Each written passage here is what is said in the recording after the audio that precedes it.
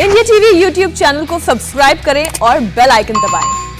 नमस्कार, मैं हुसैन रिजवी। बुलेटिन की शुरुआत इस वक्त की सबसे बड़ी खबर से। देश में ऑक्सीजन क्राइसिस के बीच प्रधानमंत्री मोदी ने एक बड़ी बैठक की है। इस मीटिंग में देश में ऑक्सीजन की कमी तुरंत दूर करने के लिए बात हुई है।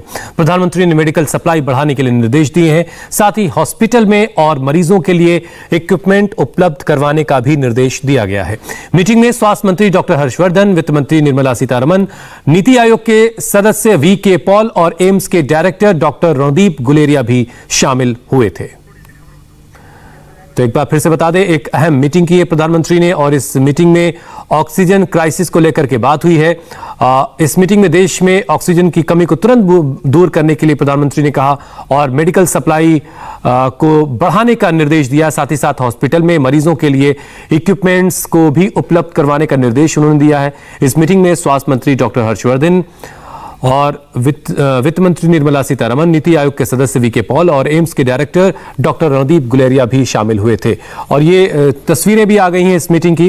प्रधानमंत्री ने बैठक की है इन तमाम लोगों के साथ और जो मौजूदा हालात हैं उस पर चर्चा हुई है और जो रास्ता हो सकता है बेहतर, वो रास्ता निकालने की कोशिश कैसे हो सकती है, उन तमाम बातों पर चर्चा हुई है आज की इस मीटिंग में।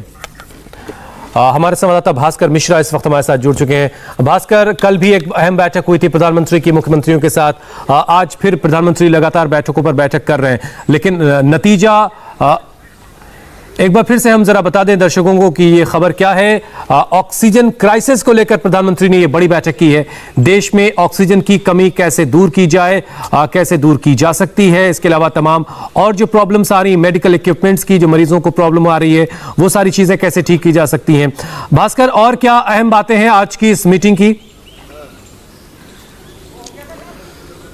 और देखिए, सबसे महत्वपूर्ण बात यह है कि जिस तरह से पूरे देश भर में ऑक्सीजन की क्राइसिस है, तो उसको लेकर यह फैसला लिया गया है कि जो बेसिक कस्टम ड्यूटी है ऑक्सीजन और ऑक्सीजन से रिलेटेड जितने भी इक्विपमेंट है वो हटा लिया गया है।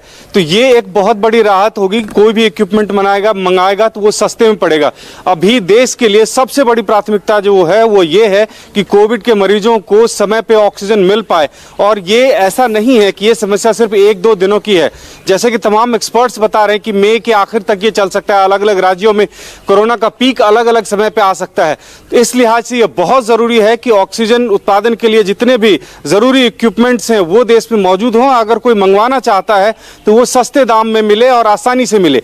इसके साथ साथ जो कोरोना से रिलेटेड वैक्सीन है उस पर भी जो बेसिक कस्टम ड्यूटी है वो हटा ली गई थी। इसका मतलब ये है कि एक तरफ ऑक्सीजन की सप्लाई में लोगों को दिक्कत ना हो, ऑक्सीजन की आपूर्ति जल्दी से जल्दी हो पाए, आसानी से मिल पाए, इसका इंतजाम किया गया है। दूसरी तरफ कोरोना लोगों को न हो, वैक्सीन समय पे लग जाए, इसके लिए बेसिक ड्यूटी हटाने से फायदा ये होगा कि कम समय में ज्यादा से ज्यादा वैक्सीन जो है लोगों को मिल सकता है।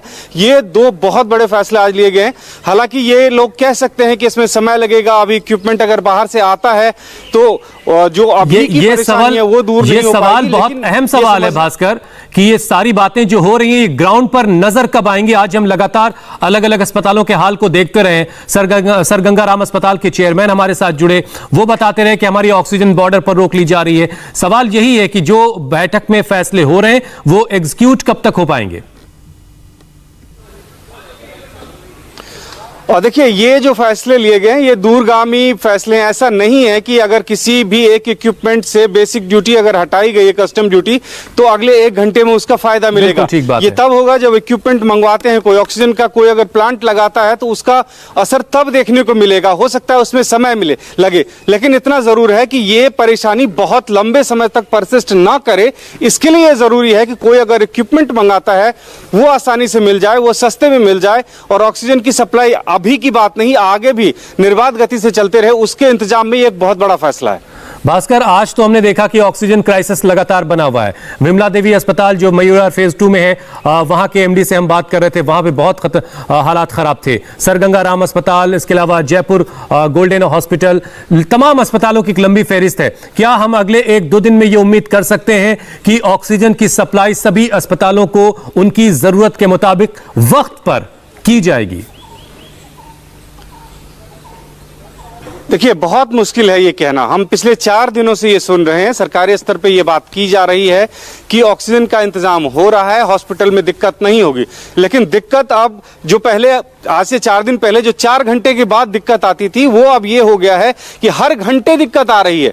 बड़े बड़े जितने भी हॉस्पिटल्स हैं, उनको जब ऐसी हालत हो जाती है उनके पास कि 1 घंटे के लिए, आधा घंटे, 10 मिनट का ऑक्सीजन है, उसके बाद उनके पास रिफिल करने, टैंक को रिफिल करने के लिए दूसरा टैंकर आता है। तो ये एक बहुत बड़ी परेशानी है और ये अभी इसका समाधान नहीं होने वाला है।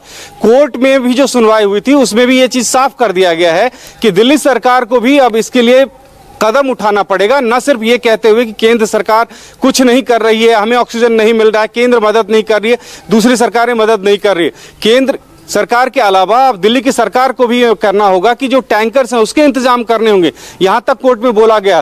तो ये समस्या अभी 2-4 दिनों में हल होने वाली मुझे नहीं लग रही है। हाँ, इतना जरूर हो सकता है कि एक स्टेट का दूसरे स्टेट के साथ जो प्रॉब्लम चल रहा था उसका समाधान हो जाए, लेकिन जिस हिसाब की जरूरत है हॉस्पिटल भास्कर, बहुत ही हैरान करने वाली ये स्थिति है। राज्यों से जो टसल है उसका खामियाजा आम आदमी भुगत रहा है और किसी भी कीमत पर लोगों को ऑक्सीजन मिलनी चाहिए। उनकी उखड़ती हुई सांसों को बचाना हमारी जिम्मेदारी है, हमारी सरकार की जिम्मेदारी है।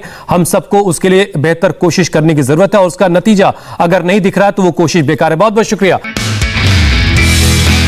नमस्ते, मैं हूं मीनाक्षी जोशी। वीडियो और खबरों से अपडेट रहने के लिए India TV YouTube channel subscribe करें, बेल आइकन दबाना ना भूलें। जुड़े रहें इंडिया टीवी के साथ।